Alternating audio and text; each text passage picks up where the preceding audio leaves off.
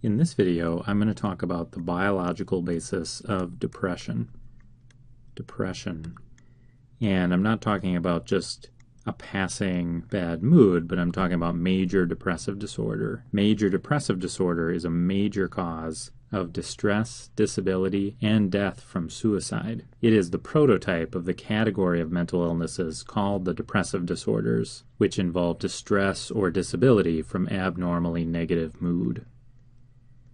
In addition to negative mood, the depressive disorders often involve related symptoms, such as feelings of hopelessness or loss of enjoyment in activities. As of 2014, when I'm making this video, our understanding of the cause of major depressive disorder is still very limited. When we look at the brains of patients that have major depressive disorder, either with the naked eye or with traditional microscope studies, there are basically no consistent abnormalities that have been seen in the tissues of these patients. However, special scans and research involving animal models have suggested that there are some functional abnormalities that can be detected in the brains of many patients with major depressive disorder. So here in this illustration of the brain, we're looking at the outside of the brain, and the different lobes of the cerebrum, the top part of the brain, have been labeled with different colors. And in this illustration, we're also looking at the brain, but it's been divided into right and left halves, and we're looking at the inside of, in this case, the left half of the brain. And a couple of specific areas that have seemed to have abnormal activity in these studies involve this part of the brain in this light blue color, which is called the frontal lobe. Let me just write that.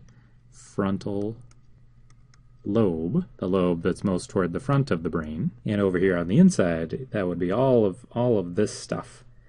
All of this stuff right here is also the frontal lobe. And the other part can't be seen on the outside, it can only be seen on this inside view. It involves a number of different structures, like this structure here, and some others that are behind the brainstem over here, that are called the limbic structures. Let me just write that word down, the limbic structures.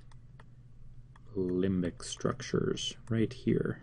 And these studies have suggested that there appears to be abnormally decreased activity in areas of the frontal lobe and areas of increased activity in areas of the limbic structures. These findings seem to fit well with other studies showing a role for these parts of the brain in regulation of the emotions, and in particular, responses to stress.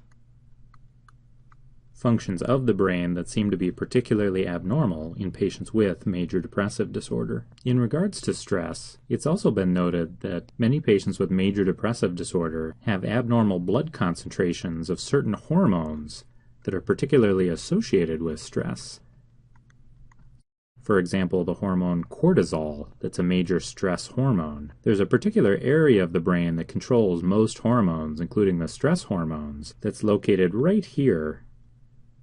And this area is called the hypothalamus.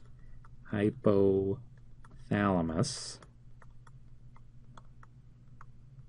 And the hypothalamus talks back and forth to many areas of the brain, but two areas in particular that it communicates with back and forth are the frontal lobes and the limbic structures of the brain. So it's thought that perhaps abnormal communication between the frontal lobes and the limbic structures and the hypothalamus in major depressive disorder play a role in why there are these abnormal concentrations of certain hormones related to stress in the bloodstream of these patients. These stress hormones may affect most tissues of the body, but they also affect the brain itself, including the frontal lobes, the limbic structures, and the hypothalamus that actually controls their amounts in the blood in the first place. So for major depressive disorder, it's still unclear which abnormalities of these stress hormones are causes and which are effects of the disease itself.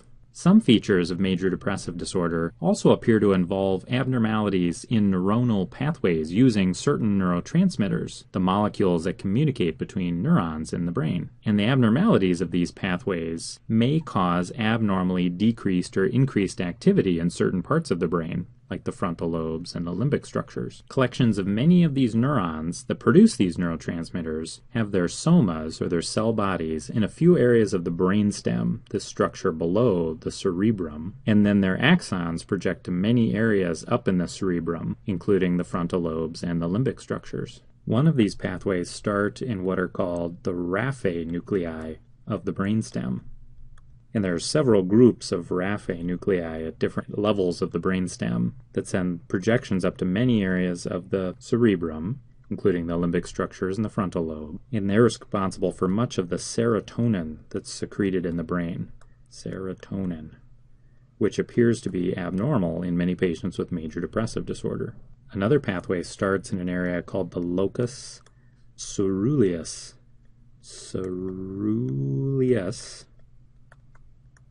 Which is located right around here in the brainstem, and it also sends long axons up to different areas of the cerebrum and releases a lot of the neurotransmitter called norepinephrine. Norepinephrine. And this also appears to be abnormal in many patients with major depressive disorder. And then there's a pathway that starts with an area called the ventral tegmental area, which I'll just write as VTA for short, which is located around here in the brainstem, and which also sends long axons up to different areas of the cerebrum. And the ventral tegmental area supplies much of the dopamine to the brain. Dopamine.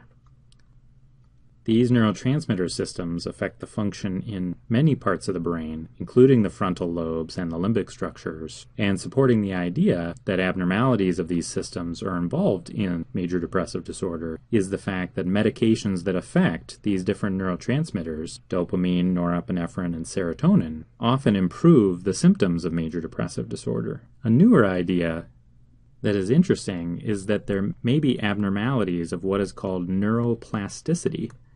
Neuroplasticity, which is a big word that just means that the brain changes in response to experience. And these changes may occur down at the level of a connection between a couple of brain cells, a couple of neurons in the brain, where the strength or efficiency of information flow from one neuron to the next may change based on experience. Or it may happen at the level of networks of neurons that are widespread, different kinds of connections and pathways that information is flowing through the brain based on the experiences that the brain is having. And evidence is accumulating that aspects of neuroplasticity appear to be abnormal in animal models of major depressive disorder. But like the other abnormalities that have been found so far, it's unclear if these abnormalities of neuroplasticity are a cause or an effect of major depressive disorder. So there have been a number of biological abnormalities found to go along with the mental abnormalities we see in major depressive disorder. Biological. And other clues to biological factors that may be involved in the cause of major depressive disorder include genetic studies that suggest that a predisposition can be inherited. Several genes related to brain function have been associated with the risk of developing the disease. It may be that these genetic abnormalities increase the risk of the brain developing abnormal responses to negative or stressful events, particularly early in life when the brain is still rapidly developing in response to experience. But like most, if not all, mental disorders, in addition to the biological factors, there does appear to be psychosocial factors as well. Psychosocial factors. Certain psychosocial factors have been linked to the risk of developing major depressive disorder, such as childhood abuse, stressful events, or limited social support during adverse circumstances. So that it may be, for many, if not most, people with major depressive disorders, as with most other types of mental illness, it seems that an unfortunate constellation of both biological and psychosocial factors combine to cause the illness.